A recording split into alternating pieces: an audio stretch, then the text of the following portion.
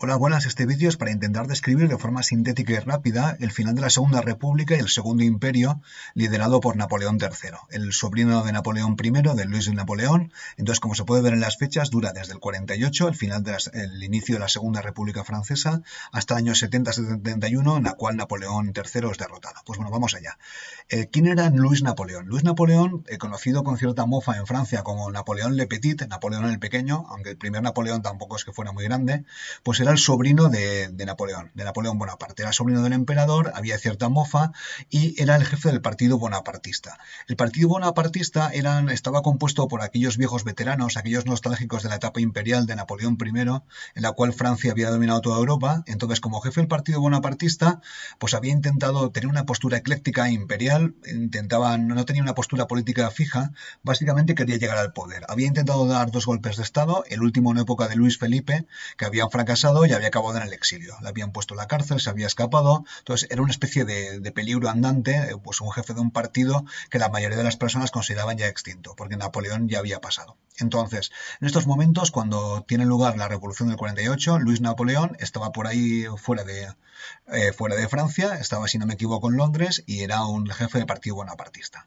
Bueno, cuando llega el 48, con bastante tino, decide no dar otro golpe de Estado y se presenta a las elecciones. Y es elegido diputado, pero por diversas presiones se retira, con lo cual se esquiva de la masacre de junio, que como os acordaréis, en aquella, pues los republicanos burgueses masacraron a los obreros y hubo centenares de muertos, entonces no participó en la masacre de junio. Entonces, en el 48, pues bueno, después del debate constitucional y de elaborar la Constitución, se presenta a las elecciones presidenciales. Obviamente había mucho miedo de que diera un golpe de Estado. Él promete que no va a dar ningún golpe de Estado, promete que respetará la Constitución y gana. Gana y, bueno, ganan los diputados monárquicos, gana él y es elegido presidente de la República. Entonces, él está como 2 años de presidente de la República y pues lleva a cabo medidas que le refuerzan en su poder. En primer lugar, envía una expedición a Roma.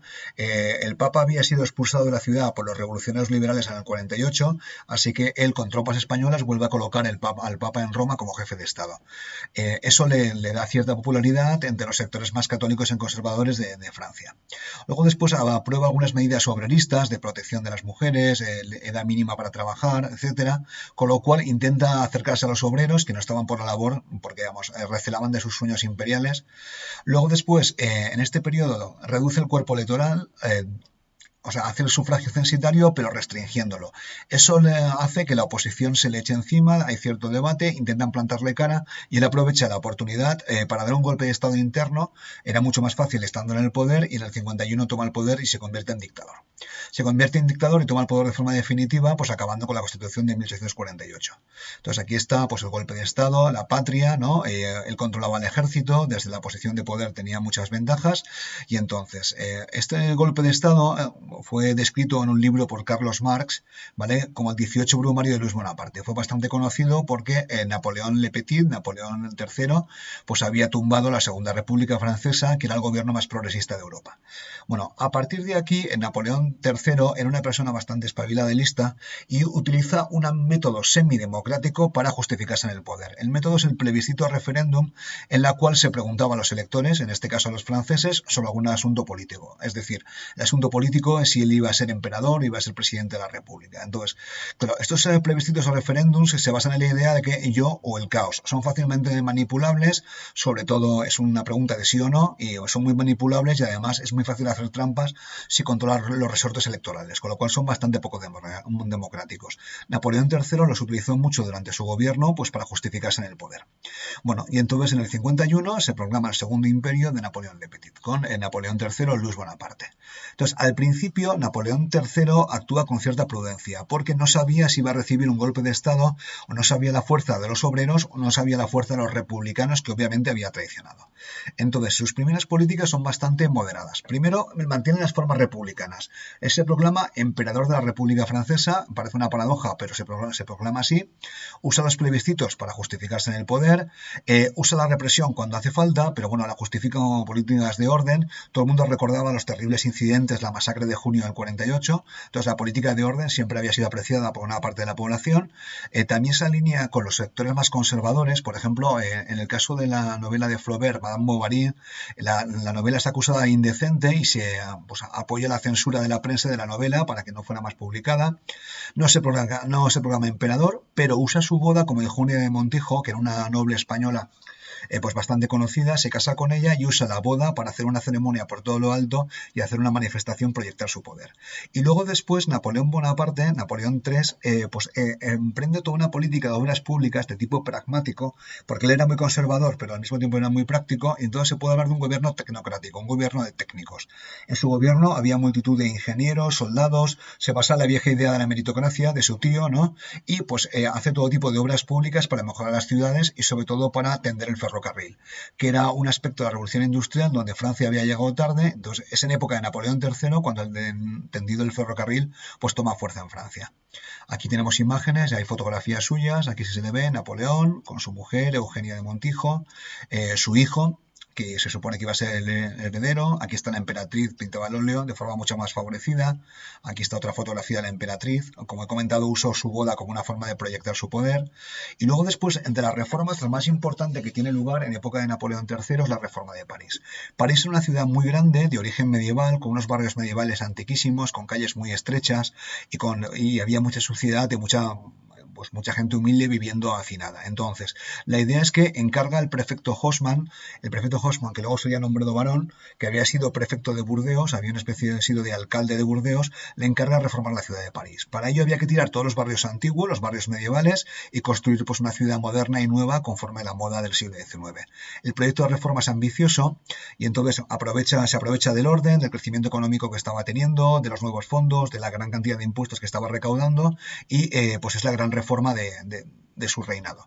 Entonces, el objetivo era dos. Primero, el prestigio y el orden. La idea era de tener una ciudad limpia, conforme a los presupuestos del higienismo, porque en esta época el higienismo se pone de moda y se sabe que la higiene es muy buena para evitar enfermedades. Y luego después, otra de las intenciones, que aparte aparece en los documentos de la reforma de París, era evitar nuevas revoluciones, porque las nuevas calles iban a ser anchas, muy amables, con jardines. Entonces, esas calles anchas, avenidas anchas, pues evitarían las barricadas como habían tenido lugar en la Revolución del 48. Bueno, aquí tenemos a Napoleón III otra vez, aquí el prefecto Haussmann, y aquí tenemos pues uno de los sitios más conocidos, hitos de París, el Arco de Triunfo, donde se puede ver pues la reforma Haussmann, que son avenidas amplísimas, con jardines, con árboles, ¿no? Y es el París monumental que tanto conocemos. Entonces el París que conocemos hoy en día no es el gótico, sino es el París de la reforma de Haussmann del siglo XIX. Una de las obras más conocidas, que todavía se conserva y es absolutamente espectacular, es el Palacio de la Ópera, diseñado por el arquitecto Garnier, que se construye en estos momentos y era el sitio donde la burguesía parisina iba a disfrutar de los espectáculos de ópera. Es básicamente un edificio neobarroco absolutamente espectacular. Desde el cielo, esto es una imagen desde el cielo que se puede ver desde un globo y vamos, es un edificio enorme y vamos, es el mayor exponente de la reforma burguesa urbana de Napoleón III y de Haussmann. Bueno, a partir de esto tiene lugar, empieza durante los primeros momentos de su reinado y hay un momento en el 58 donde se produce una consolidación. Parece ser que Napoleón III ya está consolidado en el poder y esto pues se puede considerar que es un atentado terrorista el que le refuerza, porque un anarquista italiano, Orsini, pues le coloca una bomba, si no me equivoco, cuando iba a la ópera y bueno, una bomba que falla, el emperador sobrevive, mueren unas cuantas personas y ese atentado fallido pues le da mucha fama, le da mucho refuerzo político emperador. Entonces la idea es que Orsini es el primer atentado moderno, es un triste evento pues del terrorismo moderno. Entonces aquí se puede ver lo que utiliza, es una bomba de gran tamaño, ¿vale? Muy aparatosa, que coloca pues cerca de un carruaje y cuando el emperador iba a pasar por allí la hace explotar. Este tipo de bombas eran muy poco precisas y mataban más a la escolta y a los viandantes que al propio objetivo. Entonces Orsini fue condenado y este es el otro arma de los terroristas que no utilizan contra el emperador, que es el revólver, porque era un arma bastante fácil de ocultar. Entonces el terrorista se podía acercar pues, al presidente del gobierno, al obispo, a quien fuera y disparar a quemarropa. Bueno, luego después otro evento que le supone gran fama a Napoleón es la famosa guerra contra el Imperio Austrohúngaro, una guerra cortita que gana con facilidad, en la cual apoya el Piamonte contra el Imperio Austrohúngaro. El Piamonte quería recuperar el Véneto, el incidente de la guerra fue por Milán. Francia apoyó el Piamonte, cuyo ministro Cavour estaba buscando la unificación italiana. Entonces la batalla más conocida de esta guerra es la batalla de Solferino. La batalla de Solferino tuvo lugar en el 59 y ahí un suizo llamado Henri Dunant vio que moría más gente después de la batalla que durante la batalla. Y Henry Dunant, por motivos de humanidad, pues se promovió la creación de la Cruz Roja, que fue creada en Ginebra en el año 64, si no me equivoco. Entonces, aquí tenemos la obra de Henry Dunant, en la memoria de Solferino, se lo puede ver aquí pues, en versión cómic, pues paseando entre los cadáveres, y Henry Dunant es considerado el creador de la Cruz Roja. Luego Henry Dunant cooperaría con Florence Nightingale, que es la gran filántropa británica, la gran enfermera, ¿no? Que, bueno, Nightingale crearía la Cruz Roja en el Reino Unido. Luego después el otro hito que también tiene lugar en el 59, la construcción del canal de Suez. Egipto se había independizado del Imperio Otomano y el bey de Egipto tenía muchos problemas económicos. Entonces, él no quería injerencia extranjera en su territorio, pero la diplomacia francesa logró convencerlo y se llevó a cabo la obra del canal de Suez en el 59. El canal de Suez permitía pasar desde el Mediterráneo al Mar Rojo y ahorraba mucho tiempo de navegación a los barcos que rodeaban África. Intervino en Egipto, el embajador negoció y el canal de Suez fue construido por iniciativa francesa de inversores privados. Entonces le dio mucho prestigio internacional y el canal de Suez es uno de los grandes hitos de la historia del siglo XIX. Aquí tenemos una postal de cómo se inaugura, pasando los barcos. Esto permitía ahorrar una cantidad de trayecto increíble y bueno, permitía conectar Asia con Europa más fácilmente. Luego después, en esta época, Napoleón III, ya más cómodo, más relajado, pues creó algo que se llama el estilo imperio. El estilo imperio es una forma de hacer arte que bastante barroca, aparatosa en mi opinión, pero además muy típico del momento. Luego después también Napoleón III promociona, él no los inventa, los famosos salones, que eran acontecimientos públicos donde los artistas del periodo, sobre todo pintores, exponían sus cuadros. Entonces era un evento muy popular en París del siglo XIX, los pintores exponían, el emperador y la burguesía parisina los visitaba, el público discutía sobre la calidad de las obras pictóricas, ¿no? Y los pintores pujaban por conseguir el premio del salón. Pues bueno, aquí tenemos una imagen de un par de fotos del estilo imperio. Esto es una sala del Palacio de Napoleón. Esto es la entrada de la Ópera de París. Hombre, obviamente no son sencillas, ¿no? Es en un estilo barroco, muy decorado, pues con mucho dorado, que es propio de Napoleón III. Y aquí tenemos una imagen, un cuadro al óleo sobre el salón. Aquí se pueden ver los cuadros expuestos, ¿no? Y cómo la burguesía parisina, por una pequeña entrada, pues los podía contemplar. Los salones serán importantes en la historia del arte porque el impresionismo, que nacerá poco después, nacerá contra ellos. Bueno, ahora vamos a ver el final del imperio, que es como acaba Napoleón III. En principio, lo que los historiadores opinan es que Napoleón III en el año 59, 60, 61 estaba muy consolidado. El público francés, el pueblo francés se había acostumbrado a él y consentía pues este emperador que no era como Napoleón I, que invadía más países, sino que mantenía el prestigio internacional de Francia de una forma relativamente correcta. Entonces en el 60, pues Napoleón III pues relaja la represión, la censura, y era más fácil hablar, aumenta el cuerpo electoral, permite a más personas votar, incluso permite candidatos de izquierda republicana, de antiguos soberanistas, siempre que le juraran lealtad. Obviamente estos diputados en la Asamblea Nacional Francesa le juraban lealtad, pero no estaban a favor de un emperador, ya que estaba en contra de su ideología política. Y bueno, pero dice mucho Napoleón III que les permitiera participar en la política a los diputados obreros. Y luego después gran parte de los diputados de la Asamblea eran pro Napoleón. Estaban contentos, estaban cómodos en el sistema de gobierno de Napoleón III y no estaban descontentos con él. Y hasta que llega la fecha mágica, que es el casus belli. Entonces esto tiene que ver con la historia de España. En España había una reina, Isabel II, que era bastante buena amiga de la familia real francesa. O sea, Napoleón III, Eugenia de Montijo e Isabel II pues habían compartido vacaciones en la zona de San Sebastián, Donosti, en el sur de Francia, que era la zona de veraneo de los reyes. Entonces en el 68 Isabel II, reina de España, es expulsada y acabó sus días en París. Era amiga de Napoleón III y acabó expulsada. Y en el Parlamento español empezaron a buscar un nuevo rey. Había bastante debate y el Parlamento español que estaba redactando una constitución y quería un nuevo rey constitucional que no fuera un Borbón. En estos momentos había un candidato alemán que estaba patrocinado por Bismarck, que si ese candidato alemán llegaba a ser rey de España, supondría que España dejara de ser aliado de Francia y pasara a estar en la órbita de Prusia.